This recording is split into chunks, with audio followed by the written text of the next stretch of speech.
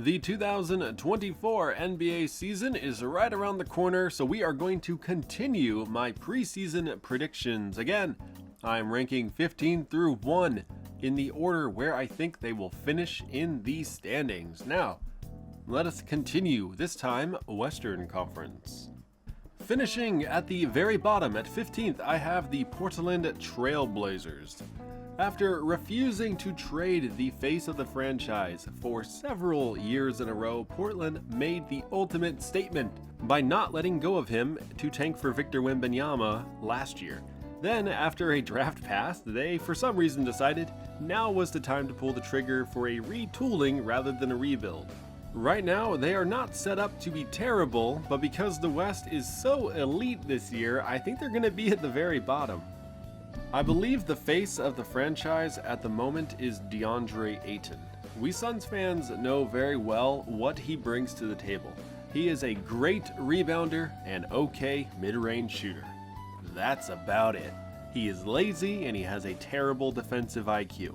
He's also soft with the ball in his hands and he pouts when he doesn't get enough touches. Portland has a rookie point guard in Scoot Henderson. All we can do is wait and see. Some people are incredibly high on him thanks to his athleticism and confidence with the ball in his hands. Meanwhile, some of us are worried about his shooting, his defense, and his decision making. The Scoot DA pairing, some people think is going to be awesome. I don't really think so. It's something the franchise though is going to be monitoring very closely. Fellow young players, Anthony Simons and Shaedon Sharpe are going to be counted on to be efficient off-ball scorers who will need to step up defensively, and veteran Jeremy Grant stands out as likely the team's best actual player. He is the dream do-it-all forward every team wishes they had. I wonder how the shot distribution is going to be divided up between these 5 guys. 4 of them are trying to prove they are mainstays of the team's future, and 1 is just trying to win right now. The bench features 3 win-now guys, but they're kind of on the island of misfit toy type players. Malcolm Brogdon, Robert Williams, they both played big minutes last year for a contender, but they were both dumped, and now the team I think is better. And then Matisse Thybulle is one of the league's best defensive players, but he's so terrible on offense, he's kind of unplayable. I'm excited to see how the cookies crumble for Portland this year. Coming in 14th, I'm going with the San Antonio Spurs. I originally had the Spurs at last, but after the Lillard trade and watching some preseason games, I've changed my mind. Victor Wembanyama is really good. He may have the Rookie of the Year award in the books. His fluidity at his incredible size of 7'4", along with his skills, confidence, and green light make him must-see TV. But we cannot overlook the other guys on the court with him. Keldon Johnson and Devin Vassell are up-and-coming young guards who have shown a lot in their brief careers thus far. Wembanyama will create a gravitational pull unlike anything else they have ever played with, which is going to free up so much for them. I think they will both average an efficient 20 plus per night this year. Then Jeremy Sohan is a fun guy to watch. He will likely be coming off the bench this year, but the do-it-all forward always makes his teammates better by picking up the scraps and finishing every play. I enjoy watching him on the defensive end, especially where he does a great job playing smart while also getting under the skin of the man he is guarding. Trey Jones and Zach Collins will also likely be playing the 1 and 5 in the starting lineup, 2 level-headed role guys who kind of play like they're veterans even though they both are pretty young. I think Johnson, Vassell, and Wembanyama are going to have their lives made a lot easier thanks to Jones and Collins. Plus, the bench unit got a bit older and a little more shored up. Doug McDermott is still an elite shooter for him, but now they added Cedi Osman as a versatile scorer, and Khem Birch, who rebounds and plays solid defense. The Spurs team, I think, will flirt with being in the play-in through most of the year, but I don't think the Spurs franchise is quite yet ready to make a playoff run. One thing I want to say is I really hope the Spurs do a better job making their games fun to watch, because they have the worst viewer experiences anywhere in the league. They will have timeouts where the only thing going on is the one mascot walks around with one of those t-shirt guns and he shoots off like 4 shirts. It's pretty pathetic. Finishing at 13th, I have the Houston Rockets. The summer of the Houston Rockets was extremely silly. They handed out some of the fattest contracts the league had to guys who nobody else was bidding on. They spent $70 million between Fred VanVleet, Dillon Brooks, and Jock Landale. Can you believe that? VanVleet at $40 million is the craziest if you ask me. The undersized 29-year-old is not getting any younger, and he's never been very athletic. Last season, he shot a pedestrian 34% from deep, which is supposed to be his biggest selling point. And defensively, though he's held up pretty well thus far, he's only getting older and only getting slower. Houston wanted VanVleet to be the veteran in the locker room and desperately needed him, but I just don't understand the contract. Plus, his contract was 3 years long at over $40 million per year. Why? Dillon Brooks, meanwhile, at $22 million is a little bit more reasonable, but then again, who were they bidding against? Brooks is known for his defense, though I and many others feel his impact has become a little bit overrated thanks to his team's success. He is a negative on the offensive end, and he's become a little bit of a liability with fouling and as a distraction on and off the court. He will start, but I don't love it. Then you've got Landale, pulling in $8 million for some reason. Again, I'm a Suns fan, and I really do like Jock Landale. But as a backup center who lacks the physical tools to make a large impact defensively, and though he has the confidence you like to see, his offensive game is very limited. And then you get to the other guys who are genuinely the real talking points of the team, the young players. Alperen Şengün is the best young player on the roster. His playmaking and passing out of the post are beautiful, and his defense and rebounding have been improving. Jalen Green took a sidestep last year, still scoring, but he doesn't shoot very well, 47% from 2 and 33% from deep. Not terrible, but not good. If he can get those averages up and improve his defense, he's gonna be able to live up to the hype. Then you have Jabari Smith Jr., who had a very underwhelming year one. Hopefully he will take a step forward, as he did look pretty good in the Summer League. He looked better than the other players in their second year in the Summer League.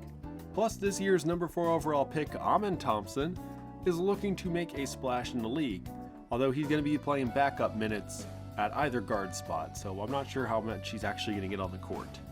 The only roster spot that was competing with Thompson has just got himself basically booted from the league.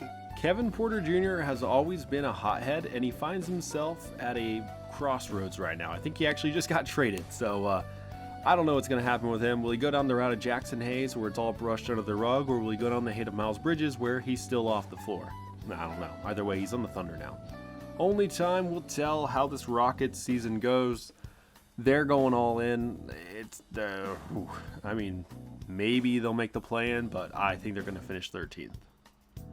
If you remember in my last video, I said a team or two would miss the playoffs in the East that most people would not imagine missing. And that is going to happen in the West as well. No matter who I rank at 11 or 12, I know I will be getting a lot of mean comments, but it is what it is. Finishing 12th and missing the play-in, I have the Memphis Grizzlies. This was not a good summer for the Grizzlies.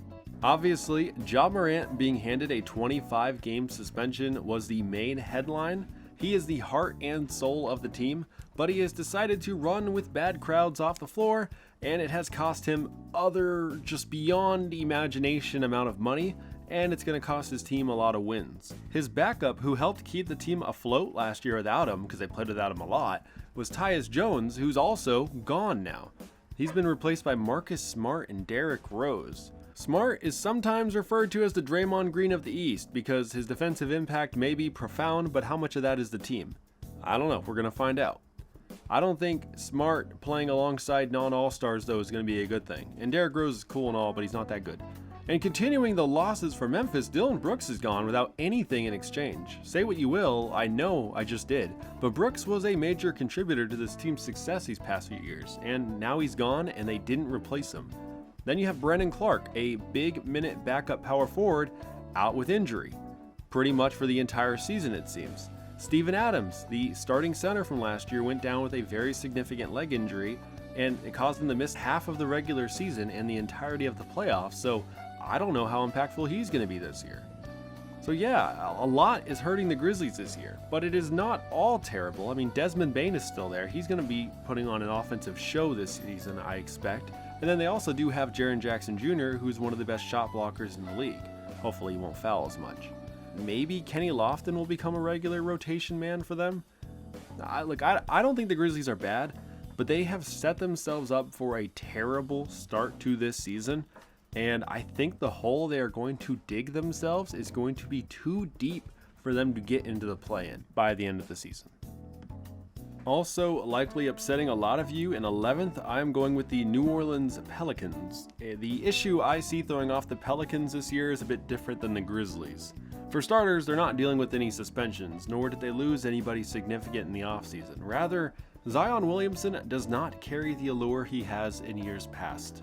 This year, he could be an MVP, like flat out he could. But for the first time since he entered the league 4 summers ago, pretty much nobody is expecting that. Injuries have kept Zion off the floor more often than he has played in his entire career. In the past 2 years, he has only managed to appear in 29 possible games of 163. Zion is a walking injury, and the team just does not have it without him. Now, the best player that typically does pick up Zion's slack is Brandon Ingram, but this past year was not a good one for him. I am not the one to body shame, but Ingram has put on weight since he's joined New Orleans. He looked well on the floor last year and arguably really stinking good, but injuries have begun piling up, and that has forced him to miss a lot of time the past season. And this past summer with Team USA in the World Cup, Ingram was just bad.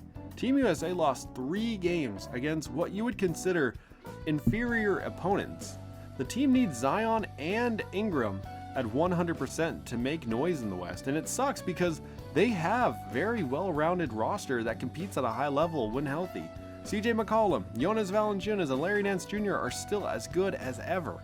And the young guys, Herb Jones, Dyson Daniels, Trey Murphy, and Jose Alvarado, are all only getting better every year. I want to see the Pelicans have success, but I'm just not going to bet on it. Finishing 10th to the dismay of their fans, I have the LA Clippers. I understand why the NBA added the rules they did this summer to solidify standards for games played when it comes to the award race, but I am not sure about the whole needing to play nationally televised games thing for All-Stars. I just don't see how they're going to actually enforce that. I and many others feel as though the teams will just lie about injury reports. I mean, how hard is that to justify resting players? Kawhi Leonard and Paul George pretty much always have an ailment. What difference are these new rules going to actually make? The past 4 years of this current Clippers era revolving around Leonard and George have just been a failure. The team has consistently outspent everyone around the league to build the best possible roster with win-now guys, yet they have a single conference finals appearance to show for it. They traded away Shai Gilgeous-Alexander and multiple picks, including the pick that would become Jalen Williams, for Paul George. Leonard and George are some of the best forwards in the NBA. I don't mean to take that from them, but they are both lame horses. Neither have hit the 60-game mark since joining the team. It would be cool if they were 100%, but don't hold your breath. Now, the other guys on the roster, I do think are pretty... you know what? No, I don't. They used to be pretty good, but they have all regressed pretty significantly. Marcus Smart, Nicholas Batum, Robert Covington, they used to be pretty good players. That's why they're all making over $10 million each, but they're just not that good anymore. Ivica Zubac is okay, and I do like Mason Plumlee as a backup center, but neither are going to move the needle a ton. And the point guard's position is completely up in the air. I guess Russell Westbrook will be their starter, but I mean, what is Russell Westbrook that we don't know? He is a turnover machine who chucks up bad mid-range jump shots and has a terrible attitude off the floor. That's what he is. Terrence Mann is good, and that's pretty much it. Maybe Bones Highland will pick up his attitude and improve his shot selection and become a bearable player to keep around. Or maybe not. Finishing 9th, I'm going with the Utah Jazz. Last year, the Jazz were a surprisingly competitive team, all the way up until the bitter end. Too bad their front office intentionally tanked at the trade deadline to land a lottery pick. This year, though, it seems everyone is on the same page with trying to win. They are led by their breakout star from a year ago, Lauri Markkanen. He is one of the league's best scorers, hands down. Markkanen shot an elite 58% on his twos and 39% on his threes on 7 tries a night, and produced 25 points a game. You would like to see his playmaking ability develop or his rim protection ability improve, but even with those blemishes, any team would love to have Markkanen as their go-to scorer.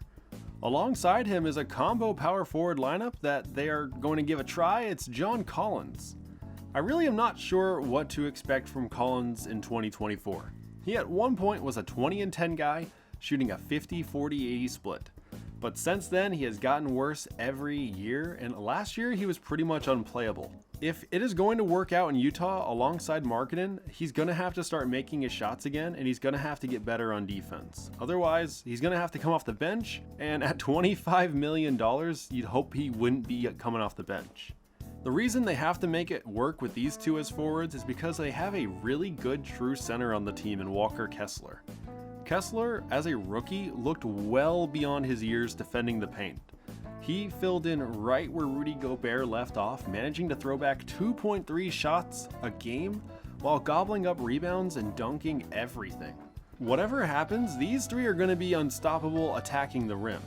The guard slot featured Colin Sexton and Jordan Clarkson, two guys who have been passed up by the previous teams before finding a home in Utah, but have done pretty well there.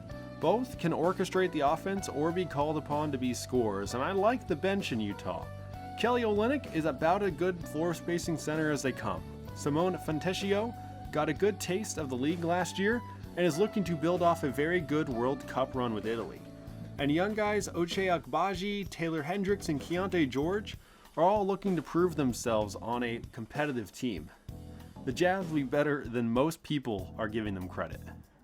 Coming in at 8th, I have the Minnesota Timberwolves. Last year, it was another season of YouTubers ripping on Rudy Gobert, yet him filling in for the often injured Karl Anthony Towns still resulted in a playoff spot in the brutal Western Conference. This year, with everybody healthy, you would think they'd be a little bit more competitive. The Towns and Gobert duo, I think, gives good reason to be optimistic.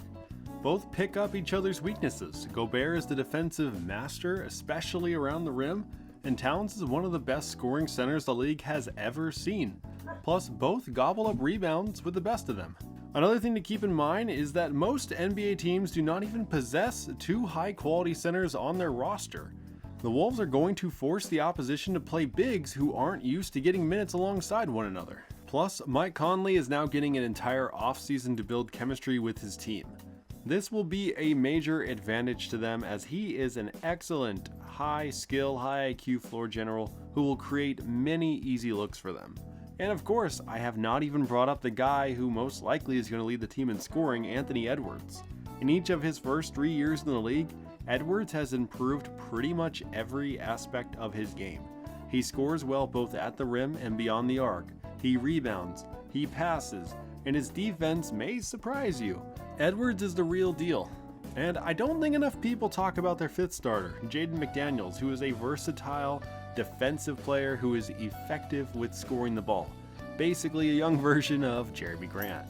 Plus they have plenty of useful bench players in Naz Reid, Kyle Anderson, Shake Milton, Nickeil Alexander-Walker, and Troy Brown Jr. The Wolves roster has elite talent in the first 5 and quality depth. I expect them to make a lot of noise this year. Finishing 7th, I'm going with the Golden State Warriors. Now, here's a fun fact. Last year, when I ranked the Western Conference, I received a single comment to my video, and it was scrutinizing my placement of the Warriors. I had predicted they would finish 6th, and that is exactly where they finished. I just wanted to gloat about that for a second. This year, I don't think they're going to finish quite as high. Of course, Stephen Curry is one of the best players in the world, so he's going to do Curry things regardless of who is in front of him. The team's shortcomings will not be his fault. Alongside him, though, Klay Thompson and Draymond Green have both shown their age these past couple of years. They go through spells where they just are just not good. But then they get hot in time for the playoffs. Not to say that that won't happen again, but they are another year older, so I don't think they're going to be as good as they have been. Especially in the stuff that you don't see in the box score. The defensive impact is probably going to decrease, especially with Klay Thompson. Andrew Wiggins missed a ton of game time last year due to a blend of injuries and personal reasons. I wouldn't expect that to happen again, but nobody knows. Kevon Looney deserves more minutes and more touches, but this year, with the addition of Chris Paul, I think he's going to get these. Now, Chris Paul always makes his teammates better, at least centers better. The issue though is the Warriors they just do not play a center-focused team. They play throw the ball around and shoot a lot of threes. Chris Paul orchestrates every offense he's a part of. I'm not sure how Chris Paul is going to do in this Warriors offensive system. I'm not sure how that's going to help, and I think it's going to hurt more. Now off the bench, they do have Gary Payton, who's a pretty good defensive player. They've got Jonathan Kuminga has come a long way, and they have Brandon Podziemski, who they are really high on. The Warriors will be many people's title favorites, but in the regular season, I just cannot imagine ranking them anywhere near the top. Coming in 6th and making a return to the postseason after a disastrous 2023, I have the Dallas Mavericks. The Mavericks fell apart late last season after the trade deadline thanks to their atrocious defense above all else. So this has been the problem Mark Cuban and company have been trying to address this summer. For starters, Dwight Powell as the starting 5 was terrible, so they used their late lottery pick to select Derek Lively, an offensively extremely limited, but physically gifted defender who they are praying will be a bit more than serviceable in year 1. They also brought in Richaun Holmes, who was rotting away on Sacramento's bench last year. He may not be the best known for his defensive impact, but Holmes is not afraid to challenge every shot at the rim. They also signed Grant Williams away from the Celtics, who may not be a huge needle mover himself, but he is a good team defender who can space the floor offensively. Dante Exum was also brought back stateside. He is a good defender as well, although he's extremely limited offensively. Now, the question is, will these additions make up for what they need most? I think the answer is a little bit. Luka Doncic will play like a superstar again in 2024. Kyrie Irving is certainly going to be a superstar again as well, but we all know Irving's issues lie off the court. He has only appeared in 163 of the last possible 302 games. That is barely above 50% availability. If something happens in America that he doesn't like, he is going to miss significant time. The Mavericks are led by the guy that every GM wishes they could build their team around, in Luka Doncic. Yet here in 2024, I don't think they've built the best team around him they could. Coming in at 5th, I'm going with the LA Lakers. Whereas the Mavericks fell apart post-trade deadline last year, the Lakers took off. They have a very formidable roster built up around LeBron James in his now age 39 season. Now let me be clear, I do not like LeBron for many reasons off the court. I personally do not want to see him succeed. You can call me a hater, that's fine, but I do acknowledge that he is a really good basketball player. Some may even argue the greatest of all time. I might be one of those some. But over the past handful of years, Father Time has begun showing itself. LeBron has only broken the 60-game barrier in one of the last 5 years, back in 2020. The team will need the other guys to not only keep the team afloat while he is sidelined with inevitable injury, but they also need to step up and keep the weight off his shoulders when he is around. Anthony Davis is obviously the first guy you would think of to be the face of LA without LeBron, because he's literally an MVP candidate when he's healthy and on the floor. But the problem is every time he falls down, he's getting x-rayed and taking a couple nights off as a precaution. Unless you get several months of rest and play inside a bubble, you're not going to get a healthy AD for an extended period of time. So from there, we look to the other guys. Austin Reeves, D'Angelo Russell, and Rui Hachimura have all blossomed in LA. Each of them were overlooked elsewhere in the league, but have put it together recently. They played well together last year in the short sample size, but we need to see it for an 82-game stretch. And newcomers Gabe Vincent, Christian Wood, Cam Reddish, and Jackson Hayes are looking to prove their worth and justify being kept around.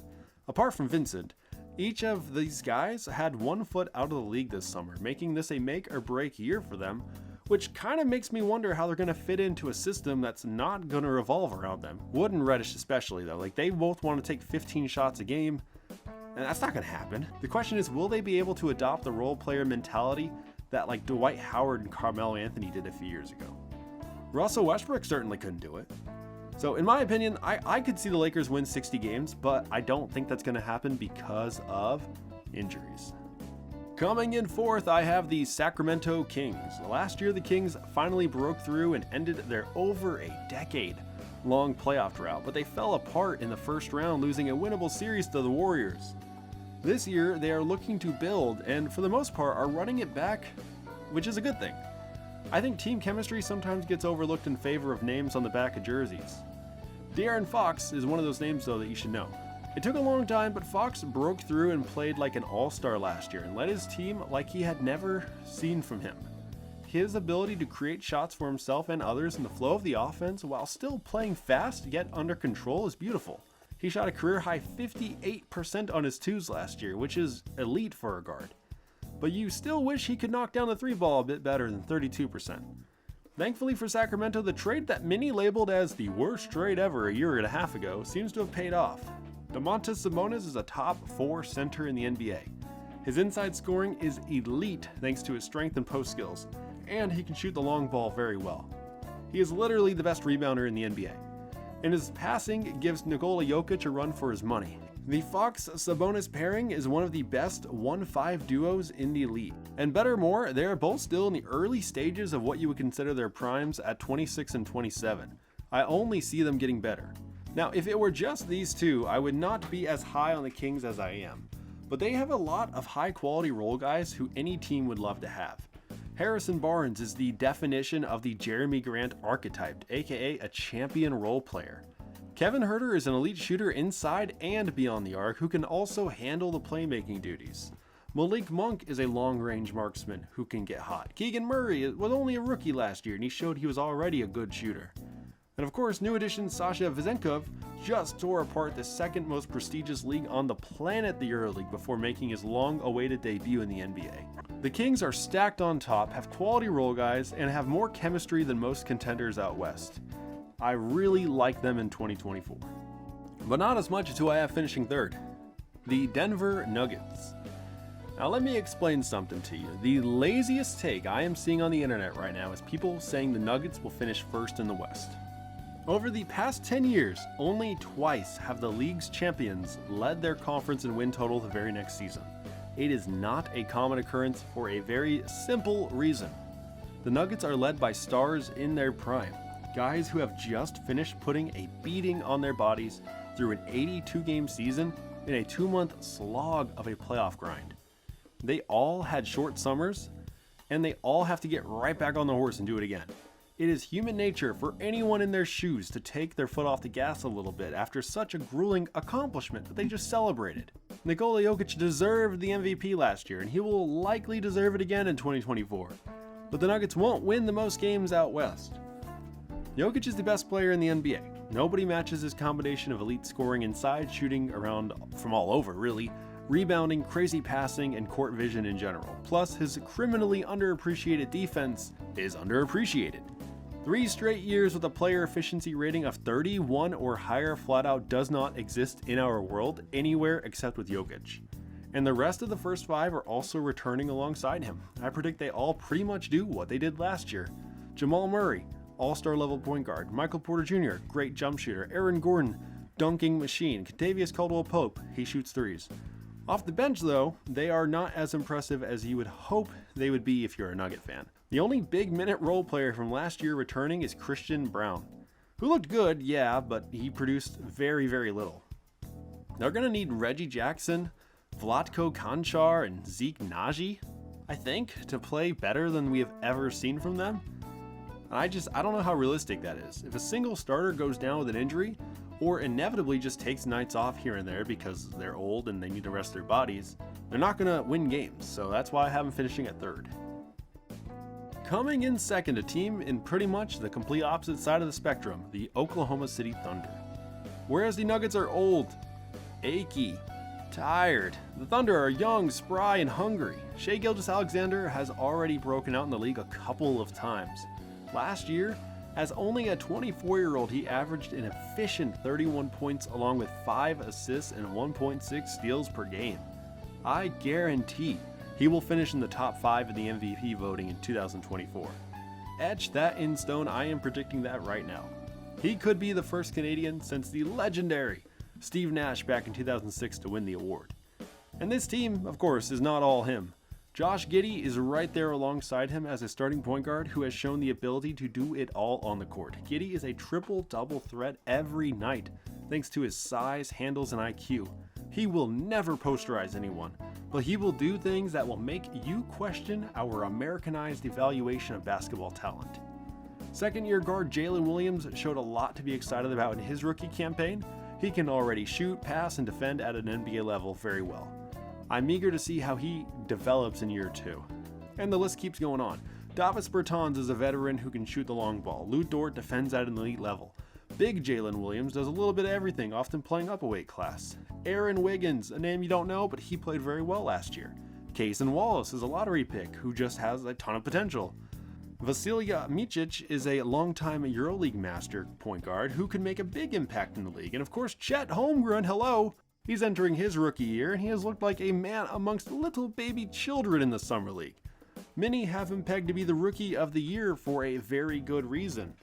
The Thunder may be young, yeah, okay, they're young, and they may lose some winnable games because of their inexperience, but I think they're just too dang talented for me to rank lower than second. But they're not going to be at the very top because the team I have finishing first in the Western Conference will be the Phoenix Suns. If you think you know the Suns from last year, it is time to take that memory and put it in the shredder, because it doesn't matter. There are only 4 players from last year's team still on the roster, and that includes the head coach. He's gone. The first 5 is deadly. Devin Booker is a top 10 player in the league thanks to his unreal ability to hit any shot from any distance under any amount of defensive pressure. And alongside with this, he playmakes like a true point guard and defends at an elite level. Do not let people lie to you and say Booker's a bad defensive player. It's just a flat out lie. It's people who do not watch basketball. Newcomer Bradley Beal has been a sharpshooter in the league for a very long time. He too rounds out his game with passing and perimeter defense. Kevin Durant needs no introduction. He may be the best jump shooter in the league, like mathematically the best. He shot 74% at the rim, 56% from the mid-range, and 40% from deep, plus 91% from the foul line. That doesn't come around very often. And complementing them is the defensive master Josh Okogie, who can guard anyone in the league, and Jusuf Nurkic, who is a very high IQ, massive body who knows how to use it and knows how to play a role. Both Okogie and Nurkic are solid screen setters and sharp passers, which will complement the mission objective of the first 5 wonderfully, that is, score a ton of points. And off the bench, the Suns have just stockpiled 3-and-D guys. Here we go. Grayson Allen, 39% from deep. Eric Gordon, 37. Damian Lee, 44. Yuta Watanabe, 44. And Keita Bates-Diop, 39. They all have long wingspans, and they all can shoot the long ball. And as the backup center, they got Drew Eubanks, who is an incredibly athletic marvel who dunks everything and contests shots up high. Throw in the potentially high-ceiling young guys of Bol Bol, remember him, and Nasir Little, who are going to learn from the very best in the league. I think the Suns are pretty stacked. Now, of course, the astute of you may be typing eagerly down below, they don't have a point guard. But let me just tell you this. How many of the best teams have point guard? Like, do you need a point guard? Lakers don't play a point guard. I mean, they're good. LeBron handles the ball the most. The Celtics had Marcus Smart technically as the point guard, and what does that accomplish? Nikola Jokic, have you met him? He's the Denver Nuggets point center, and they seem to be doing just fine. Point is, I don't think you need a traditional point guard to have success.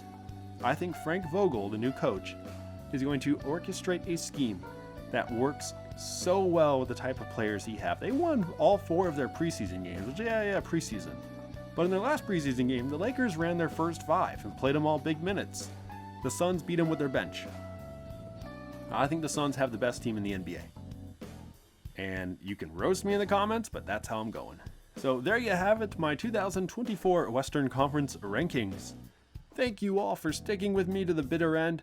Please let me know what you think down below. What was your 1 through 15? Or at least tell me who you would rank differently. Please comment, like, subscribe. My voice is absolutely dying. I'm sure you can tell. And I will see you all next time.